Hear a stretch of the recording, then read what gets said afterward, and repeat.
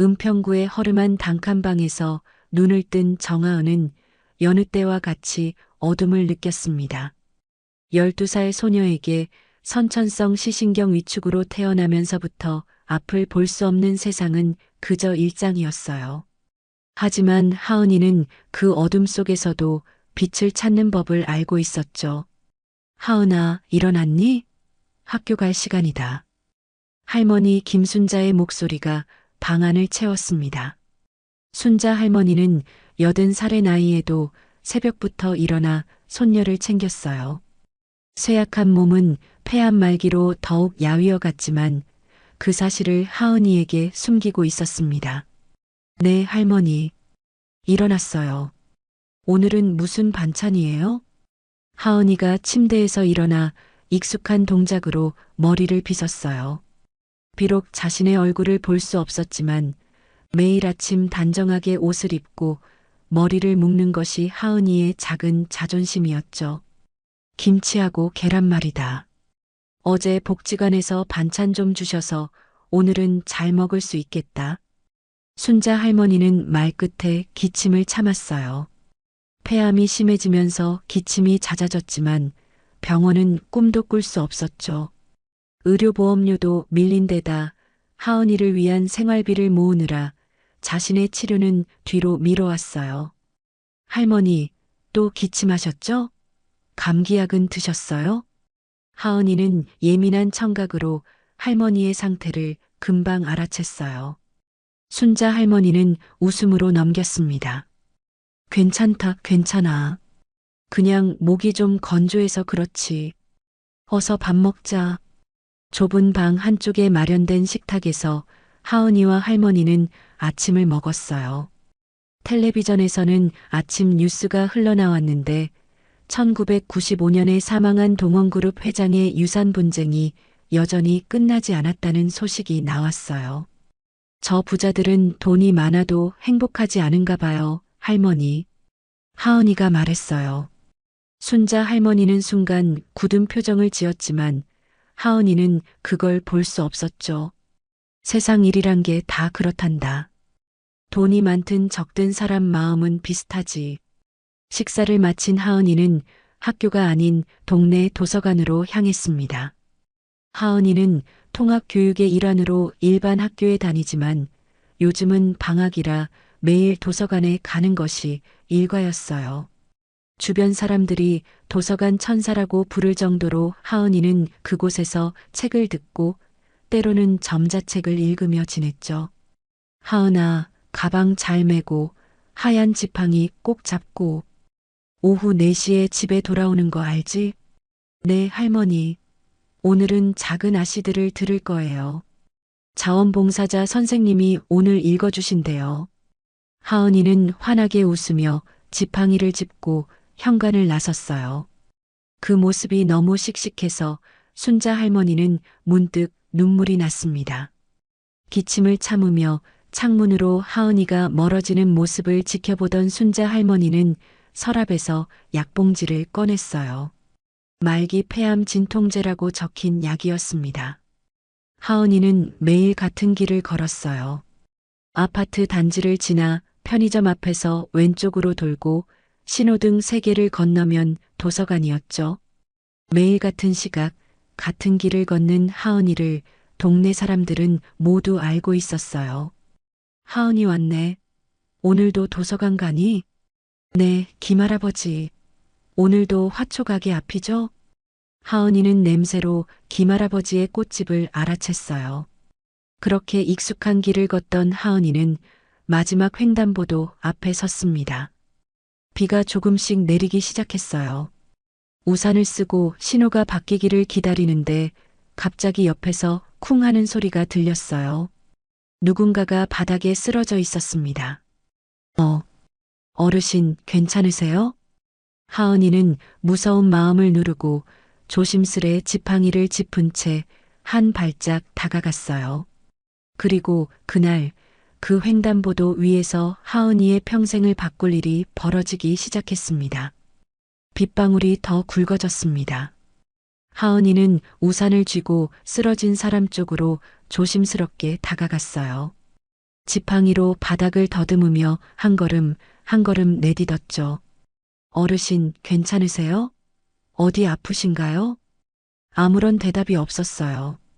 하은이는 무서웠지만 또 다른 한편으로는 그 사람이 걱정되었죠.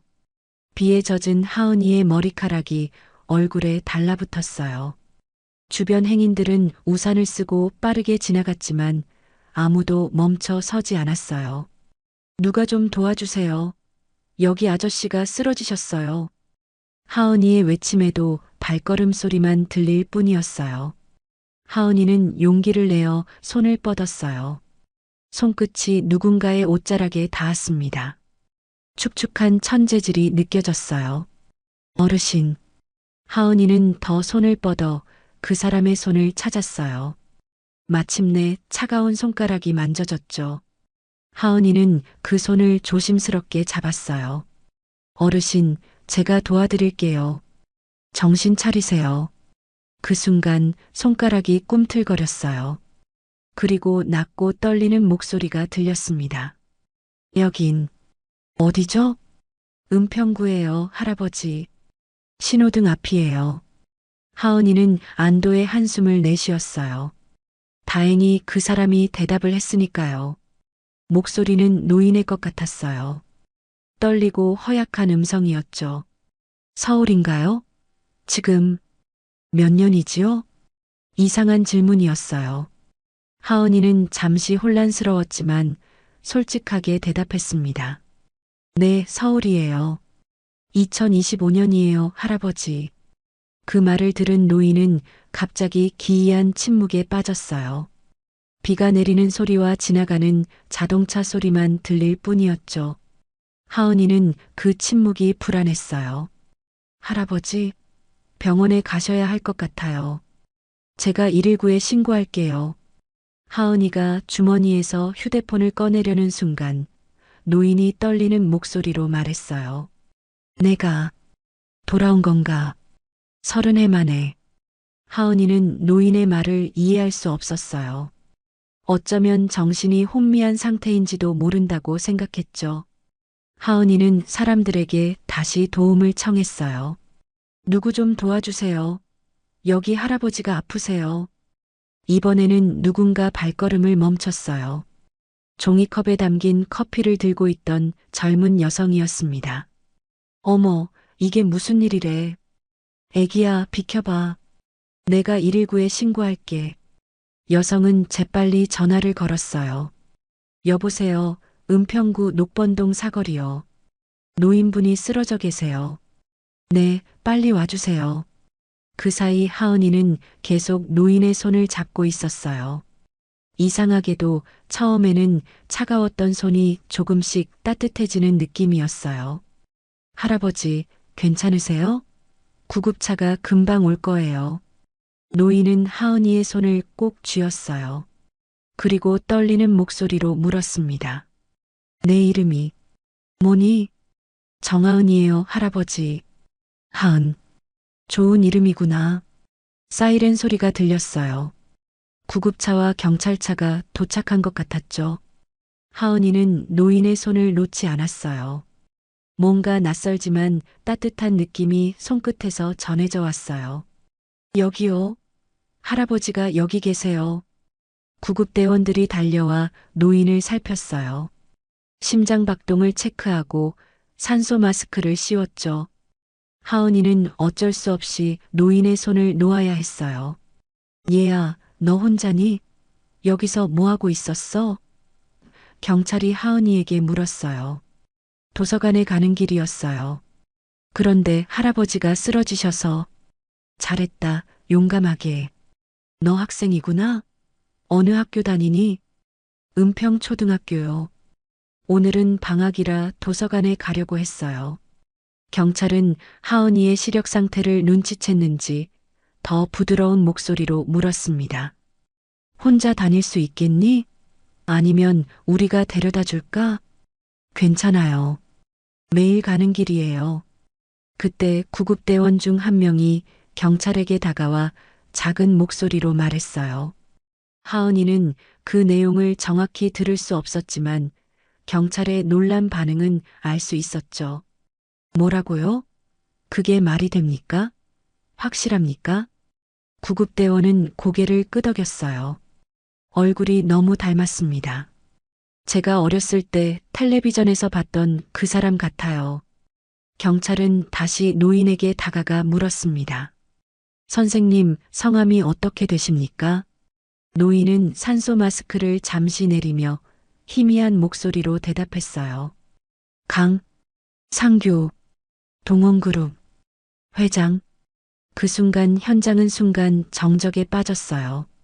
경찰들은 서로 놀란 눈빛을 교환했죠. 하은이는 상황을 이해할 수 없었지만 뭔가 심상치 않은 일이 벌어졌다는 것은 느낄 수 있었어요. 하은아, 너는 이제 도서관에 가도 좋아. 할아버지는 우리가 병원으로 모시고 갈게. 하은이는 고개를 끄덕였지만 발걸음이 떨어지지 않았어요. 구급차에 실려가는 노인의 방향으로 고개를 돌렸죠. 비록 볼 수는 없었지만 그 노인과의 만남이 자신의 삶을 바꿀 것이라는 이상한 예감이 들었어요. 할아버지, 빨리 나으세요. 하은이는 작은 목소리로 속삭였습니다. 그리고 도서관으로 향하는 발걸음을 옮겼어요. 하지만 오늘은 책이 눈에 들어오지 않을 것 같았죠. 병원 응급실은 분주했습니다. 구급차로 후송된 노인은 중환자실로 옮겨졌고 의사들은 그의 상태를 면밀히 살피고 있었어요. 경찰 박 형사는 노인의 신원 확인을 위해 병원에 남았습니다. 이분이 정말 강상규 회장이라고요? 1995년에 사망 처리된 그분이? 젊은 순경이 의아해하며 물었어요. 아직 확실한 건 없어. 하지만 얼굴이 너무 닮았어.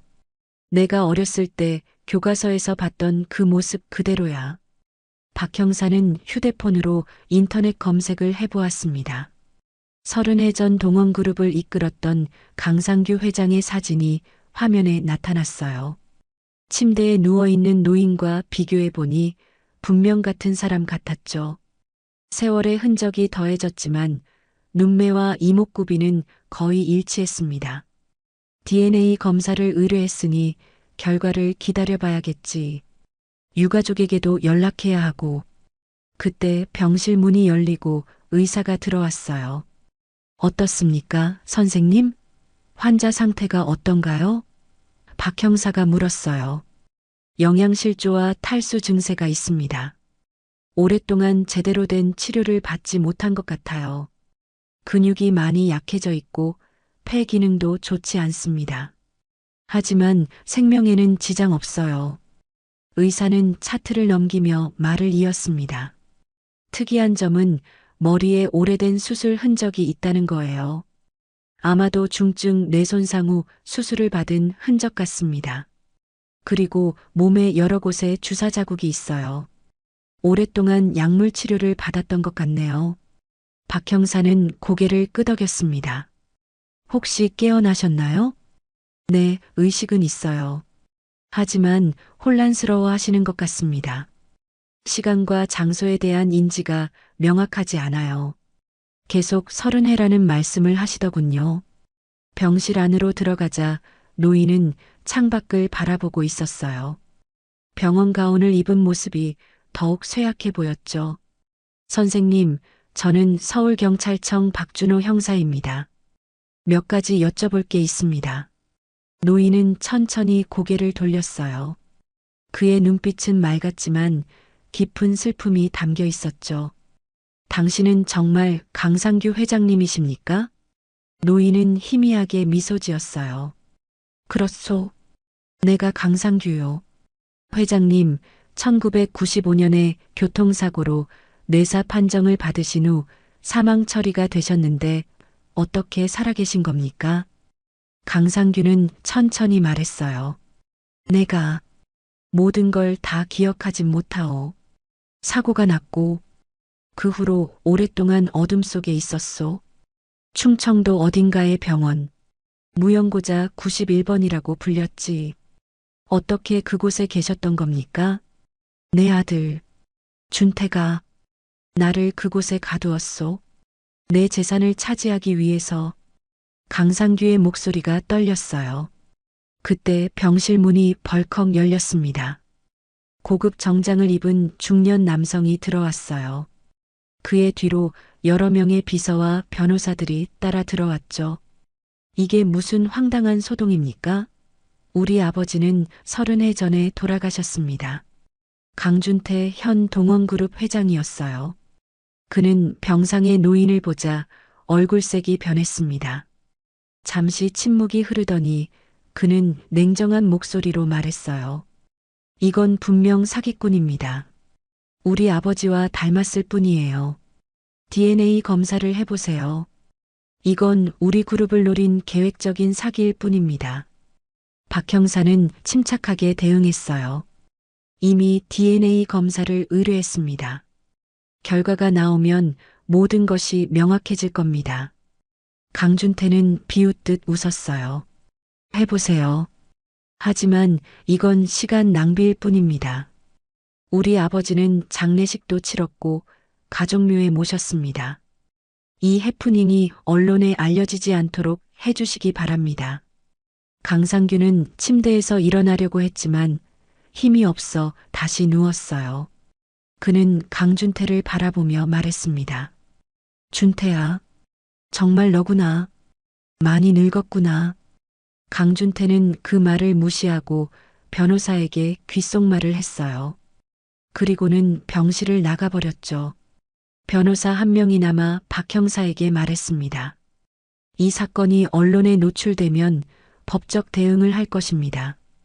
동원그룹의 명예를 훼손하는 행위를 용납하지 않겠습니다. 그러나 사흘 후 모든 상황은 뒤바뀌었어요. DNA 검사 결과가 나온 것이죠. 박 형사님, 검사 결과가 나왔습니다.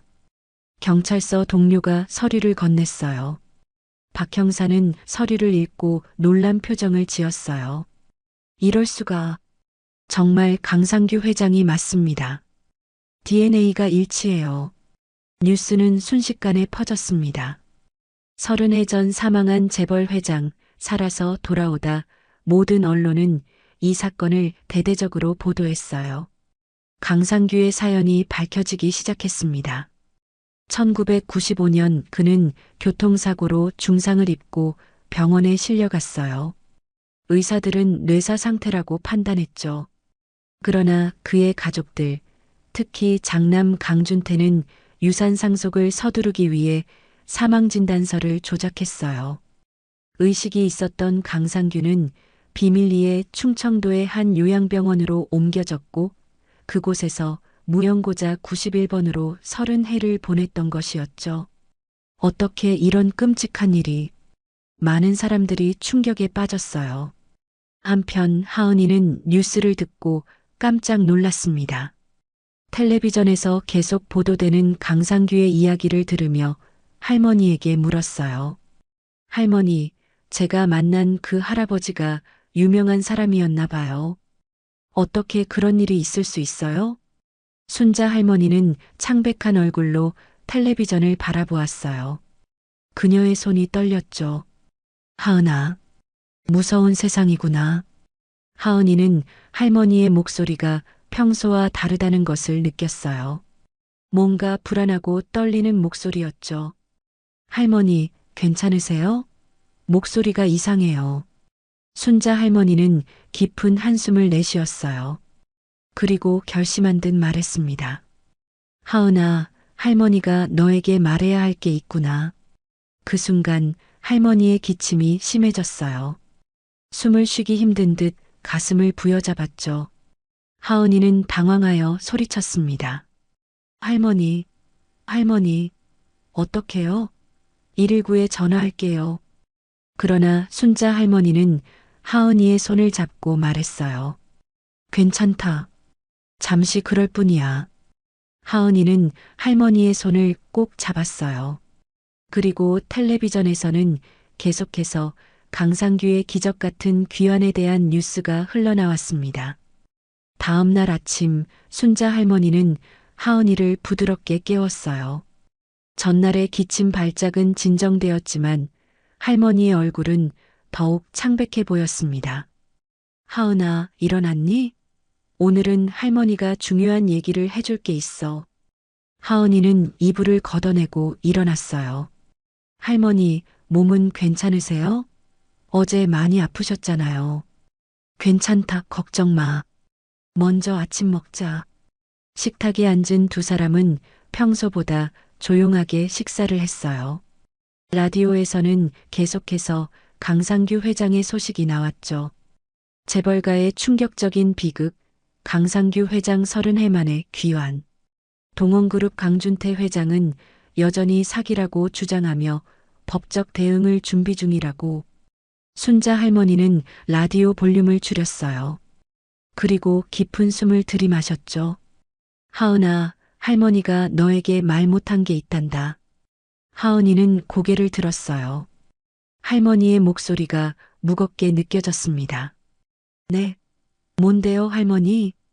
그 강상규 회장. 내가 횡단보도에서 만난 그 사람 말이다. 사실은 내 외할아버지란다. 하은이는 숟가락을 떨어뜨렸어요. 쨍그랑 소리가 방 안을 울렸죠. 뭐라고요? 제 외할아버지라고요? 순자 할머니는 떨리는 손으로 하은이의 손을 잡았어요. 그래, 내 엄마가 그 집 딸이었단다. 너 그 집이야. 충격적인 이야기에 하은이는 말을 잇지 못했어요. 할머니는 계속 이야기를 이어갔습니다. 내 엄마 이름은 강미진이었어. 강상규 회장의 막내딸이었지.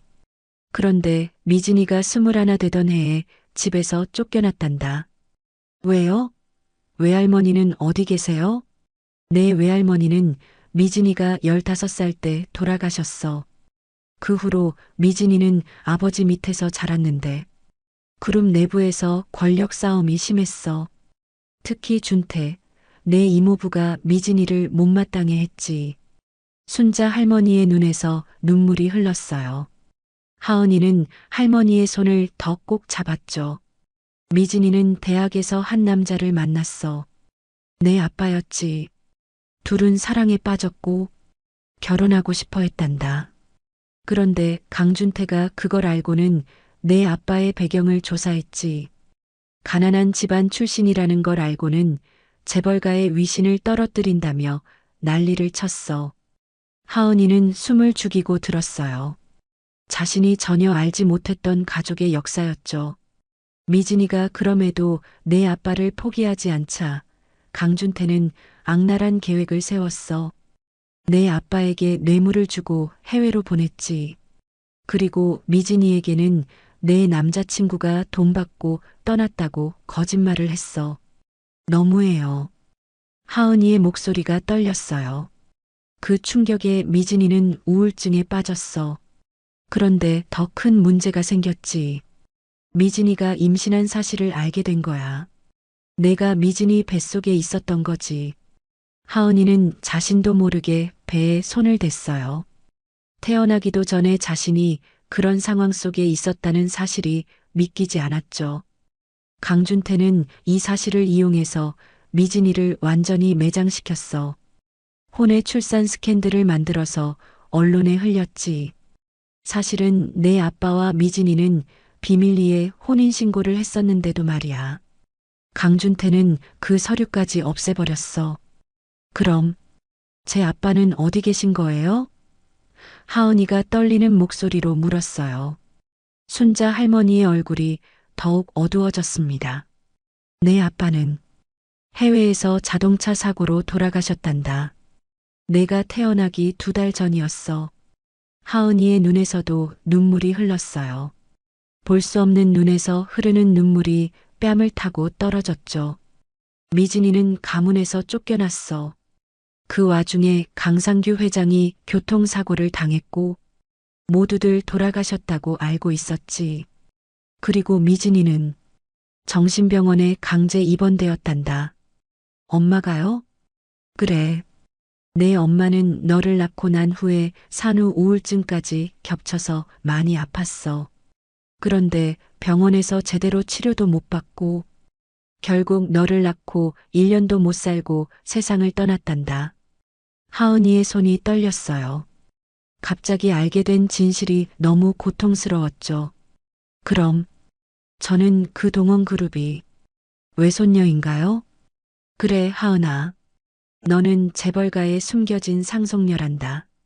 하지만 할머니는 그런 거 다 포기하고 너를 키웠어. 내 엄마의 유언이었어. 우리 하은이 세상에서 가장 행복한 아이로 키워달라고. 순자 할머니는 하은이를 품에 안았어요. 하은이는 할머니의 품에 얼굴을 묻고 울었죠. 그럼 제가 만난 그 할아버지가 정말 제 외할아버지셨던 거예요? 그렇단다. 운명이란 게 참 이상하지? 너와 강상규 회장님이 30해 만에 횡단보도에서 만나다니. 하은이는 생각했어요. 횡단보도에서 그 노인의 손을 잡았을 때 느꼈던 이상한 따뜻함이 무엇이었는지 이제야 알 것 같았죠. 할머니, 전 어떻게 해야 해요? 이제 할아버지를 만나러 가야 하나요? 순자 할머니는 깊은 생각에 잠겼어요. 그녀도 어떻게 해야 할지 확신이 없었죠. 우선은 조금 지켜보자. 저 사람들은 무서운 사람들이야. 강준태가 자기 아버지까지 병원에 가둘 정도니 너한테 무슨 짓을 할지 몰라. 그때 텔레비전에서 뉴스 속보가 흘러나왔어요. 동원그룹 강준태 회장이 긴급 기자회견을 열고 이번 사태는 명백한 사기라며 강력 대응할 것이라고 밝혔습니다. 또한 DNA 검사 결과가 조작되었을 가능성을 언급하며 재검사를 요구했습니다. 순자 할머니의 얼굴이 더욱 어두워졌어요. 봐라. 저렇게 발버둥 치고 있어. 진실이 드러나면 저 사람은 모든 걸 잃게 될 테니까. 할머니, 무서워요. 하은이가 속삭였어요. 괜찮아, 하은아. 할머니가 너를 지킬게. 지금까지 그래왔듯이. 하지만 순자 할머니의 얼굴은 너무 창백했어요. 그녀는 갑자기 심한 기침을 했고 손수건에 피가 묻어났죠. 하은이는 그것을 볼 수 없었지만 할머니의 숨소리가 더욱 거칠어진 것을 느꼈어요. 할머니, 정말 괜찮으세요? 병원에 가봐야 하지 않을까요? 순자 할머니는 얼른 손수건을 감추며 대답했어요. 괜찮아, 괜찮아. 그냥 목이 좀 아플 뿐이야. 하지만 그것은 거짓말이었어요. 순자 할머니의 폐암은 이미 말기였고 의사는 시간이 얼마 남지 않았다고 했죠. 하은이에게 진실을 말하고 싶었지만 지금은 그럴 수 없었어요. 먼저 하은이의 미래를 지켜야 했으니까요. 하은아, 오늘은 도서관에 가지 말고 집에 있자. 할머니랑 같이 있자. 하은이는 고개를 끄덕였어요. 갑자기 알게 된 진실로 혼란스러웠지만 한 가지는 확실했죠. 자신이 누구인지 그리고 자신의 뿌리가 어디인지 이제야 알게 되었다는 것. 그리고 횡단보도에서 만난 그 손길의 주인이 왜 그렇게 따뜻하게 느껴졌는지도 이제야 이해할 수 있었어요. 동원그룹 본사 38층 회의실은 긴장감으로 가득 찼습니다. 강준태 회장은 창문 앞에 서서 서울 도심을 내려다보고 있었어요. 뒤에는 그룹의 핵심 임원들과 법률팀이 침묵 속에 앉아 있었죠. 이 상황을 어떻게 생각하시나요, 여러분?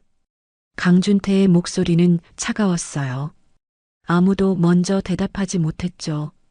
마침내 법무팀장이 목을 가다듬고 말했습니다. 회장님, DNA 검사 결과는 분명합니다. 그분이 강상규 회장님이 맞습니다. 재검사를 요청했지만 결과는 달라지지 않을 겁니다. 강준태는 천천히 고개를 돌렸어요. 그의 눈빛은 날카로웠습니다. 그럼 어떻게 하자는 겁니까? 30해 동안 쌓아온 모든 것을 포기하자고요? 그분이 돌아오면 우리는 모두 끝입니다. 특히 나는. 말끝을 흐린 강준태의 얼굴에 잠시 불안이 스쳤어요. 모두가 그 이유를 알고 있었죠. 30해 전 강준태는 아버지를 살아있는 채로 요양병원에 가두고 사망 처리했으니까요. 방법이 있습니다. 비서실장이 조심스레 말했어요. 그분의 정신 상태가 불안정하다는 의학적 소견을 받아내는 겁니다. 30해 동안 요양병원에 있었던 분이니 충분히 가능한 시나리오입니다. 강준태는 고개를 끄덕였어요. 좋습니다. 그리고 그 노숙자처럼 보이는 할아버지를 발견한 아이. 그 아이는 누구죠? 정하은이라는 소녀입니다. 12살이고 은평구의 할머니와 살고 있습니다. 선천성 시신경 위축으로 시각장애가 있습니다. 강준태는 잠시 생각에 잠겼어요. 그 아이와 할머니에 대해 더 알아봤나요? 비서실장은 태블릿을 열어보고서를 읽었습니다. 할머니 이름은 김순자, 80살입니다.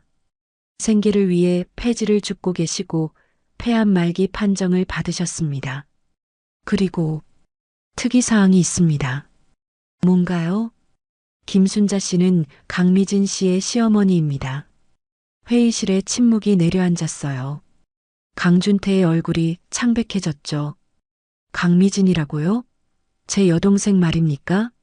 네, 회장님. 정하은은 강미진 씨의 딸입니다. 즉, 강상규 회장님의 외손녀입니다. 강준태는 의자에 털썩 주저앉았어요. 모두가 충격에 빠졌죠. 비서실장은 말을 이었습니다. 미진 씨가 돌아가시고 난 후 김순자 씨가 하은이를 키웠습니다. 아무도 하은이의 출신을 모르는 것 같습니다. 강준태는 주먹을 불끈 쥐었어요. 이게 다 함정이었군요. 우연을 가장한 계략이었어. 어떻게 하시겠습니까, 회장님? 강준태는 눈을 감고 깊은 숨을 내쉬었어요. 그리고 결단력 있는 목소리로 말했습니다. 2가지 방향으로 진행합시다. 하나, 아버지의 정신 상태에 문제가 있다는 의학적 소견을 받아내세요. 2, 그 할머니와 아이에게 접근해서 해외로 보내버리세요. 충분한 돈을 줘서 영원히 돌아오지 않게 만들어야 합니다. 임원들은 고개를 끄덕였어요. 강준태는 회의를 마치고 자신의 집무실로 돌아왔습니다. 그는 서랍에서 오래된 사진 한 장을 꺼냈어요. 젊은 시절의 아버지 강상규와 함께 찍은 사진이었죠. 아버지, 왜 돌아오셨습니까? 30해가 지났는데. 한편 요양병원에서 강상규를 돌봤던 간호사 윤복수는 텔레비전 뉴스를 보며 충격에 빠졌어요. 그녀는 30해 동안 무용고자 91번을 돌봤던 유일한 간호사였죠. 강상규 회장님, 정말 그분이셨구나. 복수는 벽장에서 오래된 상자를 꺼냈어요. 그 안에는 30해 동안 모아온 일기장들이 있었죠. 그녀는 무용고자 91번의 상태 변화와 특이사항을 기록해왔어요. 특히 병원 원장이 의문의 약물을 투여하려 했던 날들, 그리고 그녀가 몰래 그것을 막았던 기록들. 이건 세상에 알려져야 해. 복수는 결심했어요. 다음 날 아침 그녀는 주요 언론사에 연락했습니다. 저는 강상규 회장님을 30해 동안 돌본 간호사입니다. 말씀드릴 게 있습니다. 그녀의 폭로는 폭탄과 같았어요. 요양병원에서 강상규를 조직적으로 가둬두기 위해 약물을 투여했다는 사실, 그리고 병원 원장이 동원그룹으로부터 거액의 자금을 받았다는 증거들이 공개됐죠. 강준태 회장은 아버지를 살해하려 여러 번 시도했습니다. 제가 몰래 약물을 바꿔치기 하지 않았더라면 강상규 회장님은 이미 오래전에 돌아가셨을 겁니다. 이 소식은 전국을 떠들썩하게 했어요. 검찰은 즉시 동원그룹에 대한 압수수색을 실시했고 강준태는 긴급 출국 금지 조치를 받았죠. 하은이와 순자 할머니의 집에도 변화가 찾아왔어요. 어느 날 밤 정장을 입은 남자들이 그들의 집을 찾아왔습니다. 김순자님과 정하은 양이시죠? 저희는 동원그룹에서 나왔습니다. 순자 할머니는 문을 꼭 닫은 채 경계했어요. 무슨 일로 오셨나요? 강준태 회장님께서 보내셨습니다. 하은 양이 강상규 회장님의 외손녀라는 사실을 알게 되셨습니다. 회장님께서 하은 양과 할머님을 위해 해외에 좋은 집과 병원 치료를 준비하셨습니다. 하은이는 할머니 뒤에서 불안하게 서 있었어요. 할머니, 저 사람들 말 믿으면 안 돼요. 텔레비전에서 강준태가 할아버지를 해치려 했다고 했잖아요. 순자 할머니는 강하게 대답했습니다. 저희는 갈 데가 없습니다. 여기가 우리 집이에요. 그리고 하은이는 어디도 가지 않을 겁니다. 남자들은 위협적인 어조로 말했어요. 생각해 보세요. 폐암 치료를 받으실 수 있고 하은 양도 좋은 환경에서 자랄 수 있습니다. 아니면 불편한 일이 생길 수도 있고요. 순자 할머니는 떨리는 손으로 전화기를 들었어요. 당장 나가세요. 아니면 경찰에 신고하겠습니다. 남자들은 마지못해 물러났지만 이것이 끝이 아니라는 것을 순자 할머니는 알고 있었어요. 그날 밤 순자 할머니의 상태가 급격히 악화되었어요. 가슴의 통증이 심해지고 숨쉬기가 힘들어졌죠. 하은이는 당황하여 이웃집에 도움을 청했고 구급차가 왔어요. 병원에 도착한 순자 할머니는 중환자실로 옮겨졌습니다. 의사는 하은이에게 조심스럽게 말했어요. 폐암이 많이 진행되었습니다. 시간이 많지 않으실 것 같아요. 하은이는 눈물을 흘리며 할머니 곁을 지켰어요. 그때 병실 문이 열리고 누군가 들어왔습니다. 하은아, 내가 하은이구나. 떨리는 목소리. 횡단보도에서 만났던 그 목소리였어요. 강상규 회장이었습니다. 할아버지? 하은이는 그 목소리를 기억했어요. 강상규는 천천히 다가와 하은이의 손을 잡았습니다. 내가 내 손녀였구나. 내가 몰랐어. 순자 할머니는 흐릿한 의식 속에서 눈을 떴어요. 그녀는 강상규를 보고 약하게 미소 지었습니다. 회장님, 오셨군요. 강상규는 순자 할머니의 손을 잡았어요. 김순자 씨, 우리 미진이의 시어머니시군요. 정말 감사합니다. 하은이를 이렇게 잘 키워주셔서. 순자 할머니는 힘겹게 말했어요. 회장님, 제가 부탁이 있습니다. 하은이를 지켜주세요. 준태 그 사람이 하은이를 해치려 할 거예요. 강상규는 고개를 끄덕였어요. 약속합니다. 내 목숨을 걸고 하은이를 지키겠습니다. 순자 할머니는 마지막 힘을 다해 하은이의 손을 잡았어요. 하은아, 할머니가 너무 사랑한다. 이제 내 진짜 가족을 찾았구나. 그리고 순자 할머니는 평화로운 표정으로 눈을 감았어요. 심전도 모니터의 선이 일직선이 되었죠. 할머니, 할머니. 하은이는 할머니의 손을 놓지 않았어요. 일어나세요, 할머니. 제발. 강상규는 눈물을 흘리며 하은이를 안았어요. 하은이는 처음으로 세상의 잔혹함을 원망하며 병원 바닥에 주저앉아 통곡했습니다. 왜 할머니가 가셔야 해요? 할머니는 나쁜 사람이 아닌데. 왜 좋은 사람들만 가는 거예요? 강상규는 아무 말도 할 수 없었어요. 그저 하은이를 안아주는 것밖에 할 수 없었죠. 그의 눈에서도 눈물이 흘렀습니다. 30해를 어둠 속에서 보내고 깨어나자마자 맞닥뜨린 현실이 너무 가혹했어요. 병실 밖에서는 기자들이 모여들기 시작했습니다. 강상규 회장, 외손녀와 재회라는 소식이 퍼진 것이었죠. 하지만 그들의 재회는 눈물로 얼룩져 있었어요. 할머니의 장례식은 소박하게 치러졌습니다. 평소 순자 할머니의 소원대로 화장을 하고 유골은 한강에 뿌렸어요. 하은이는 할머니가 좋아하던 국화를 강물에 띄우며 마지막 인사를 했습니다. 할머니, 이제 편히 쉬세요. 사랑해요. 하은이의 옆에는 강상규가 서 있었어요. 그는 휠체어를 타고 있었지만 장례식 동안만큼은 일어서서 하은이의 손을 잡아주었죠. 30해의 강금 생활로 그의 몸은 약해졌지만 정신만큼은 또렷했어요. 장례식을 마치고 두 사람은 조용한 카페에 앉았습니다.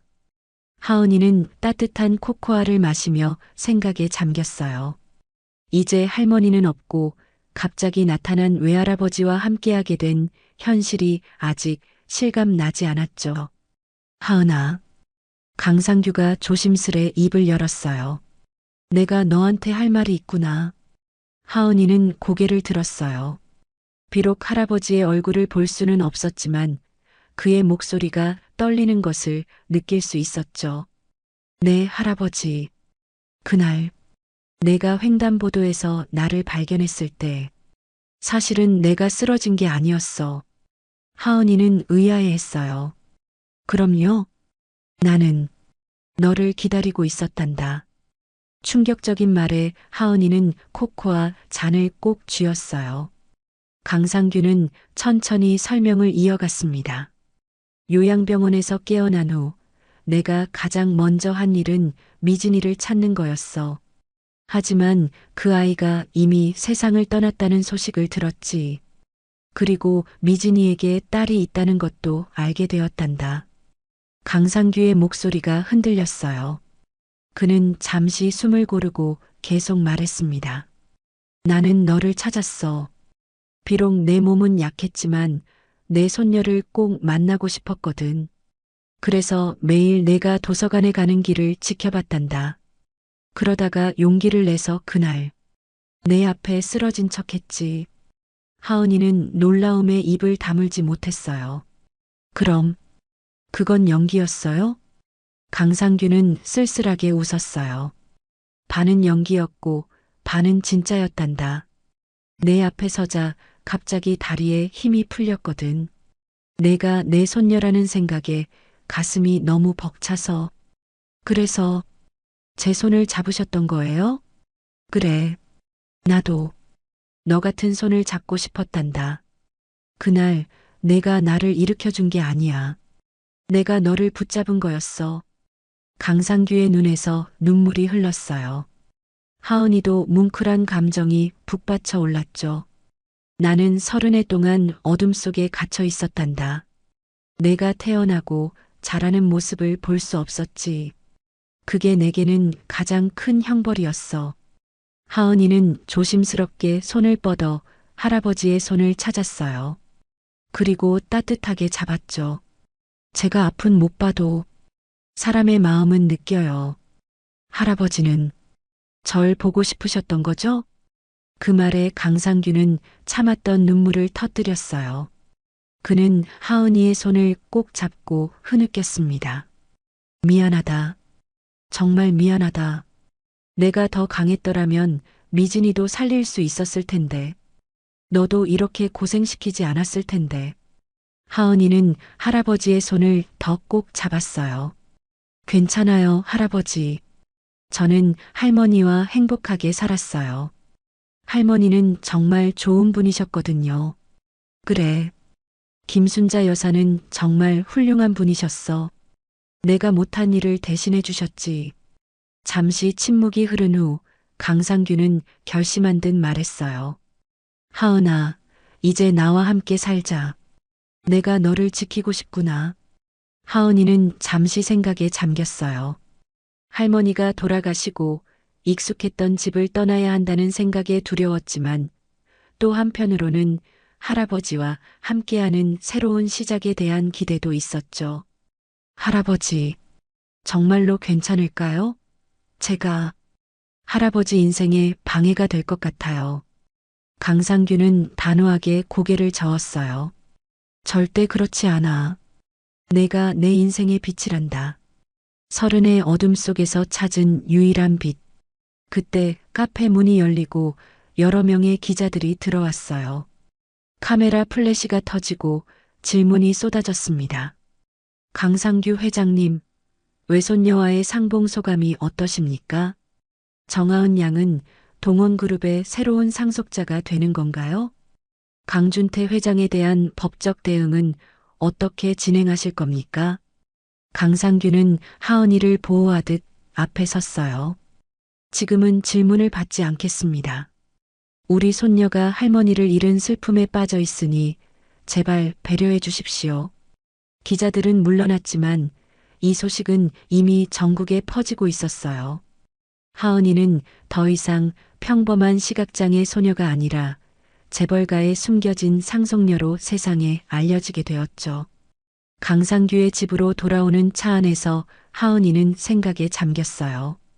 할머니와의 추억들, 매일 가던 도서관, 익숙했던 동네의 모든 것들이 이제 과거가 된다는 것이 실감이 나지 않았죠. 할아버지, 저희 어디로 가는 거예요? 내가 잠시 머물고 있는 곳이란다. 호텔이긴 한데 우리 둘을 위한 집을 곧 마련할게. 하은이는 고개를 끄덕였어요. 자신의 인생이 이렇게 급격히 변할 거라고는 상상도 못했죠. 호텔 스위트룸에 도착한 하은이는 넓은 공간에 당황했어요. 익숙하지 않은 환경에서 길을 찾기 어려웠죠. 걱정 마, 하은아. 내가 도와줄게. 천천히 익숙해지면 돼.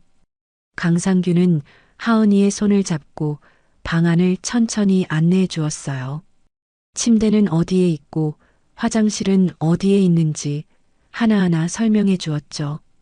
할아버지, 제가 점자책이 좀 필요해요. 그리고 할머니가 제게 주신 인형도요. 강상규는 즉시 비서에게 지시했어요. 하은이의 집에 가서 필요한 물건들을 모두 가져오세요. 특히 점자책과 인형을 잊지 마세요.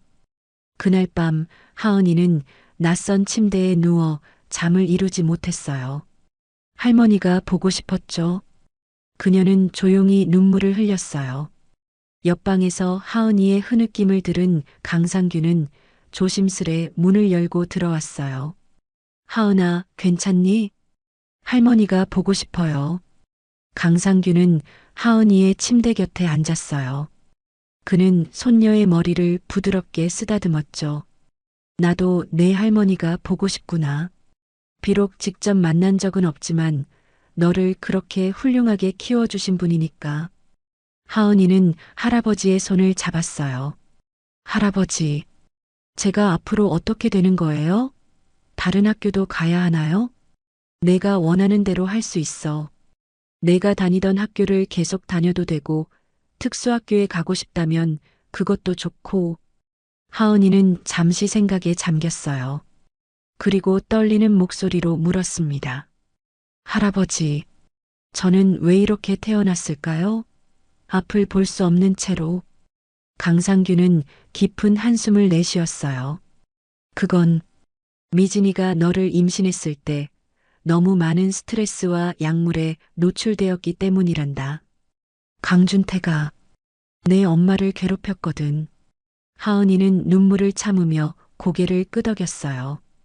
이모부가 저를 해치려고 했다면서요? 그래. 하지만 이제 걱정하지 마. 내가 너를 지킬 거야. 그 누구도 너를 해치지 못하게 할 거란다. 하은이는 할아버지의 품에 안겼어요. 그의 품은 따뜻했고 안정감을 주었죠. 하은이는 오랜만에 편안함을 느꼈어요. 할아버지, 제가 할아버지의 손을 잡아서 다행이에요. 강상규는 미소 지었어요. 아니란다, 하은아. 내가 내 손을 잡아준 게 아니라 내가 내 인생을 구해준 거야. 그날 밤 하은이는 할아버지의 이야기를 들으며 잠이 들었어요. 이제 그녀는 더 이상 혼자가 아니었죠. 어둠 속에서도 그녀를 지켜줄 가족이 있었으니까요. 다음 날 아침 호텔 스위트룸의 텔레비전에서는 하은이와 강상규의 재회 소식이 연일 톱뉴스로 보도되고 있었어요. 재벌 가문에 숨겨진 상속녀, 30해 만의 기적적인 재회, 동원그룹 창업주와 시각장애 손녀의 감동적인 스토리. 온갖 제목들이 쏟아졌죠. 강상규는 아침 식사를 하며 뉴스를 듣고 있었어요. 하은이는 새로운 환경에 적응하느라 조금 헤매면서도 천천히 아침을 먹고 있었죠. 할아버지, 텔레비전에서 계속 저희 이야기를 하는 것 같아요. 강상규는 한숨을 쉬었어요. 그렇구나. 언론이 우리에게 관심이 많아. 특히 내가 내 외손녀라는 사실이 알려지면서 하은이는 숟가락을 내려놓고 생각에 잠겼어요. 저는 유명해지고 싶지 않아요. 그냥 평범하게 살고 싶어요. 강상규는 손녀의 손을 꼭 잡았어요. 알아, 하은아. 하지만 우리 이야기는 많은 사람들에게 희망을 줄 수 있어. 30해 만에 재회한 할아버지와 손녀. 그리고 진실이 결국 밝혀진다는 교훈도 있고, 그때 강상규의 변호사가 호텔 방으로 들어왔어요. 그는 서류 가방을 들고 있었죠. 회장님, 검찰에서 연락이 왔습니다. 강준태 회장에 대한 수사가 본격화되고 있습니다. 회장님과 하은 양께 증언을 요청했습니다. 강상규는 고개를 끄덕였어요. 예상했던 일이군요. 하지만 하은이는 아직 어려요. 증언을 해야 한다면 제가 대신하겠습니다. 변호사는 망설이다가 말했어요. 문제는 국회에서 청문회를 열기로 했다는 겁니다. 30해 동안의 은폐 과정과 재벌 그룹의 불법 행위에 대한 청문회요. 하은 양의 증언이 결정적일 수 있습니다. 하은이는 불안한 표정을 지었어요. 제가요? 저는 어떤 증언을 해야 하는 거예요? 강상규는 하은이의 어깨를 부드럽게 토닥였어요. 걱정하지 마. 내가 원하지 않는다면 강요하지 않을 거야. 하지만 하은이는 생각해보니 할머니가 돌아가시기 전 했던 말이 생각났어요. 할아버지, 저도 증언할래요. 할머니도 진실이 밝혀지길 원하셨을 거예요. 강상규는 놀란 표정을 지었어요. 정말이니? 많은 사람들 앞에서 이야기하는 게 쉽지 않을 텐데. 하은이는 용기 있게 고개를 끄덕였어요. 네, 제가 할 수 있어요. 비록 앞은 못 보지만 제 목소리로 진실을 말할 수 있어요. 그렇게 일주일 후 국회에서는 동원그룹 강상규 회장 은폐 사건 진상규명 청문회가 열렸어요.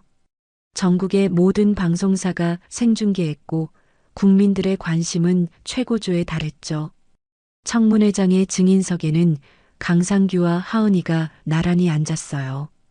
강상규는 휠체어를 타고 있었고 하은이는 하얀 지팡이를 손에 쥐고 있었죠. 방청석에는 수많은 기자들과 시민들이 자리했어요. 증인 정하은 양, 당신은 강상규 회장님을 어떻게 만나게 되었습니까? 위원장의 질문에 하은이는 떨리는 목소리로 대답했어요. 저는 횡단보도에서 할아버지를 만났어요. 비가 오는 날이었고 할아버지가 쓰러져 계셨어요. 저는 그분의 손을 잡아드렸죠. 당시 강상규 회장님이 본인의 외할아버지라는 사실을 알고 계셨습니까? 아니요, 전혀 몰랐어요. 나중에 할머니께서 알려주셨어요. 저희 엄마가 강상규 할아버지의 막내딸이었다고요. 강준태 회장을 만난 적이 있습니까? 하은이는 고개를 저었어요. 직접 만난 적은 없어요. 하지만 할머니께서 돌아가시기 전에 말씀하셨어요. 강준태 이모부가 저희를 해외로 보내려고 했다고. 증언은 3시간 동안 이어졌어요. 하은이의 침착하고 솔직한 증언은 많은 사람들의 마음을 움직였죠. 특히 할머니의 마지막 유언을 전하는 부분에서는 청문회장 전체가 눈물바다가 되었어요. 마지막으로 강상규가 증언대에 섰습니다. 그는 휠체어에서 일어나 천천히 마이크 앞으로 걸어갔어요. 저는 30해 동안 살아있었지만 세상으로부터 격리되었습니다. 제 아들 강준태는 회사를 차지하기 위해 저를 뇌사 상태로 위장하고 충청도의 요양병원에 무용고자 91번으로 가두었습니다. 강상규의 목소리는 단호했어요. 30해의 어둠이 그의 정신을 꺾지 못했다는 것을 보여주듯 힘이 있었죠. 나는 죽지 않았습니다. 죽은 건 내 가족의 양심과 이 사회의 도덕이었습니다. 현장은 완전히 침묵에 빠졌어요. 그의 말 한마디 한마디가 무게감 있게 전달되었죠. 저는 제 외손녀 정하은이가 자랑스럽습니다. 그 아이는 앞을 볼 수 없지만 누구보다 세상을 맑게 보고 있습니다. 그 아이가 저를 찾아주었고 저를 다시 세상으로 이끌어 주었습니다.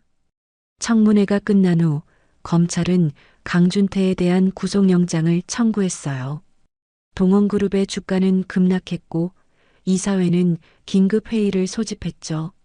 강준태의 경영권 박탈은 이제 시간 문제였어요.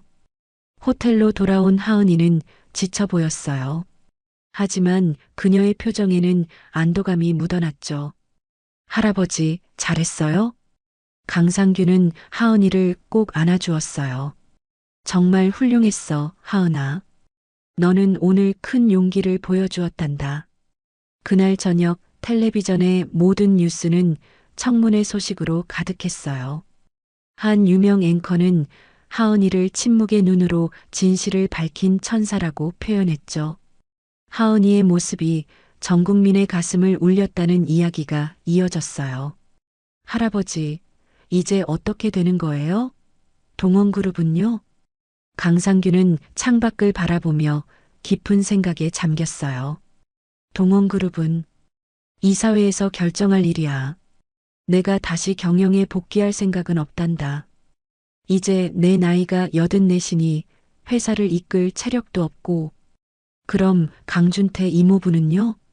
그 아이는 법의 심판을 받게 될 거야. 30해 동안의 죄를 벗기 위해서는 많은 시간이 필요할 게다. 하은이는 고개를 끄덕였어요. 그녀는 복수심보다는 안타까움을 느꼈죠. 어쩌면 모든 비극은 욕심에서 시작되었을지도 모른다는 생각이 들었어요. 강상규는 하은이의 손을 잡았어요. 하은아, 나는 이제 너와 함께 평범하게 살고 싶구나. 큰 집이나 호화로운 생활이 아니라 내가 마음 편히 지낼 수 있는 곳에서. 하은이는 미소 지었어요. 저도 그게 좋아요, 할아버지.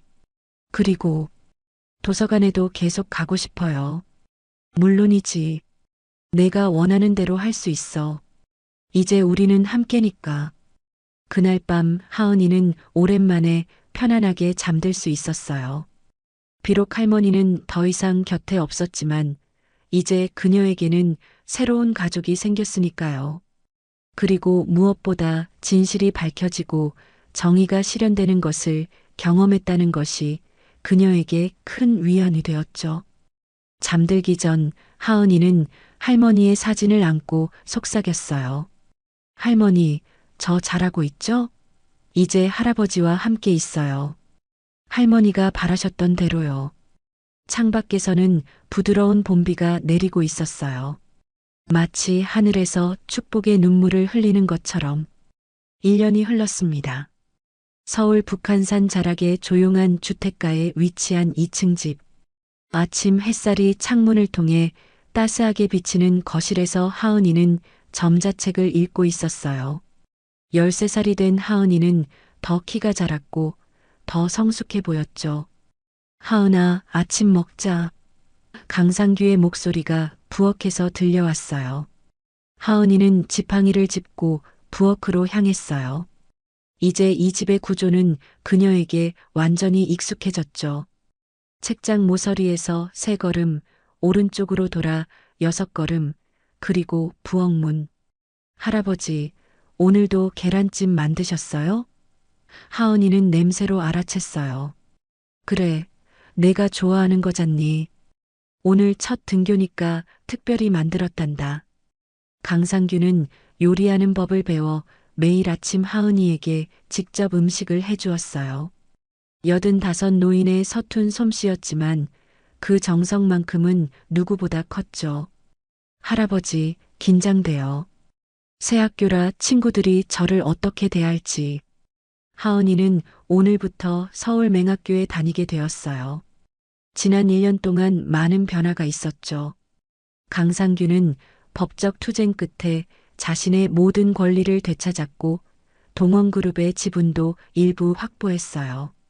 하지만 그는 경영에 복귀하는 대신 모든 것을 사회에 환원하기로 결정했죠. 친구들은 너를 좋아할 거야. 너처럼 따뜻하고 용기 있는 아이를 누가 싫어하겠니? 강상규는 하은이의 머리를 쓰다듬었어요. 그의 손은 여전히 약간 떨렸지만 예전보다 훨씬 건강해졌죠. 정기적인 재활 치료 덕분에 이제 그는 지팡이만 짚고도 혼자 걸을 수 있었어요. 오늘 방과 후에 도서관에 가도 돼요? 물론이지. 윤 선생님이 너를 데려다 주실 거야. 윤 선생님은 하은이의 특수교육 보조교사였어요. 강상규가 직접 고용한 분으로 하은이의 학교 생활을 돕고 안전하게 귀가할 수 있도록 했죠. 아침 식사를 마친 후 하은이는 교복을 입고 준비를 마쳤어요. 강상규는 현관문 앞에서 하은이의 머리끈을 고쳐주며 말했습니다. 하은아, 할아버지가 정말 자랑스럽구나. 너는 어떤 어려움도 이겨낼 수 있는 강한 아이야. 하은이는 미소 지었어요. 할아버지 덕분이에요. 할아버지가 계셔서 제가 더 용기를 낼 수 있었어요. 학교 앞에 도착하자 많은 아이들이 등교하고 있었어요. 모두 하은이와 같은 흰 지팡이를 짚고 있었죠. 하은이는 처음으로 다르지 않다는 느낌을 받았어요. 여기서는 모두가 그녀처럼 세상을 소리와 촉감으로 느끼는 아이들이었으니까요. 정하은 학생이지? 환영해. 나는 김 선생님이야. 우리 반에서 함께 공부하게 될 거야. 따뜻한 목소리의 여선생님이 하은이를 맞아주었어요. 하은이는 긴장했지만 용기를 내어 인사했죠. 안녕하세요, 선생님. 잘 부탁드려요. 교실에 들어서자 10명 정도의 아이들이 있었어요. 선생님은 하은이를 소개했고 아이들은 모두 반갑게 환영해 주었죠. 정하은? 혹시 뉴스에 나왔던 그 정하은이니? 와, 진짜네. 목소리가 똑같아. 아이들이 호기심 어린 목소리로 물었어요. 하은이의 이야기는 1년 전 온 나라를 뜨겁게 달궜으니까요. 네, 맞아요. 하은이는 쑥스럽게 대답했어요. 우와, 너무 멋있다. 내가 용기 있게 증언했다는 이야기 들었어. 우리 엄마가 내 이야기 들으면서 울었대. 새 친구들은 하은이에게 너무 친절했어요. 그들은 하은이가 의자와 책상을 찾을 수 있게 도와주었고 학교 규칙과 일과를 상세히 설명해 주었죠. 하은이는 오랜만에 또래들과 어울리는 기쁨을 느꼈어요. 점심시간 하은이는 새 친구들과 함께 도시락을 먹었어요. 강상규가 정성껏 싸준 김밥과 계란말이였죠. 이게 다 내 할아버지가 직접 만드신 거야? 대단하시다. 친구들이 감탄했어요. 동원그룹의 전 회장이 손녀를 위해 도시락을 싸준다는 이야기는 감동적이었죠. 네, 할아버지가 요리 배우신 지 1년 됐어요. 처음엔 많이 서툴렀는데 이제는 정말 맛있게 해주세요. 하은이는 자랑스럽게 말했어요. 할아버지와 함께한 1년은 그녀에게 행복한 시간이었죠. 비록 할머니의 빈자리는 크게 느껴졌지만 할아버지의 사랑으로 그 공허함을 조금씩 채워나갈 수 있었어요. 방과 후 약속대로 하은이는 윤 선생님과 함께 지역 도서관으로 향했어요. 이곳은 하은이가 전에 살던 동네의 도서관과는 달랐지만 여전히 따뜻한 분위기가 느껴졌죠. 하은아, 요즘 도서관에서 작은 아이들에게 점자책을 읽어준다면서? 대단하구나. 윤 선생님이 말했어요. 하은이는 고개를 끄덕였습니다. 네, 제가 할 수 있는 일이 별로 없지만 저보다 어린 아이들에게 책을 읽어주는 건 정말 재미있어요. 제가 예전에 청각 낭독 자원봉사자 선생님들께 책을 들었던 것처럼요. 도서관에 도착하자 여러 명의 초등학교 저학년 아이들이 하은이를 기다리고 있었어요. 그들은 모두 시각장애가 있는 아이들은 아니었지만 하은이의 점자책 낭독 시간을 좋아했죠. 하은 언니 왔다. 오늘은 어떤 이야기 들려주실 거예요? 아이들이 반갑게 맞아주었어요. 하은이는 가방에서 점자책을 꺼냈습니다. 어린 왕자였어요. 오늘은 어린 왕자의 이야기를 들려줄게요. 별에서 온 작은 소년의 이야기랍니다. 하은이는 손가락으로 점자를 더듬으며 천천히 이야기를 읽기 시작했어요. 그녀의 목소리는 부드럽고 감정이 풍부했죠. 아이들은 모두 집중해서 들었어요. 1시간 동안의 낭독이 끝난 후 도서관 사서 선생님이 다가왔어요. 하은아, 정말 대단하구나. 내가 이렇게 다른 아이들에게 책을 읽어주는 모습이 너무 아름다워. 하은이는 부끄러운 듯 미소 지었어요. 저도 책을 통해 많은 위로를 받았거든요. 다른 아이들에게도 그런 경험을 선물하고 싶어요. 해가 저물 무렵 하은이는 윤 선생님과 함께 집으로 돌아왔어요. 현관문을 열자 맛있는 요리 냄새가 났죠. 할아버지, 저 왔어요. 강상규는 부엌에서 나와 하은이를 반겼어요. 우리 하은이 학교는 어땠니? 너무 좋았어요. 친구들도 많이 사귀었고 선생님도 너무 친절하셨어요. 그리고 도서관에서 아이들에게 책도 읽어줬어요. 저녁 식사 시간 하은이와 강상규는 테이블에 마주 앉았어요. 텔레비전에서는 뉴스가 흘러나왔죠.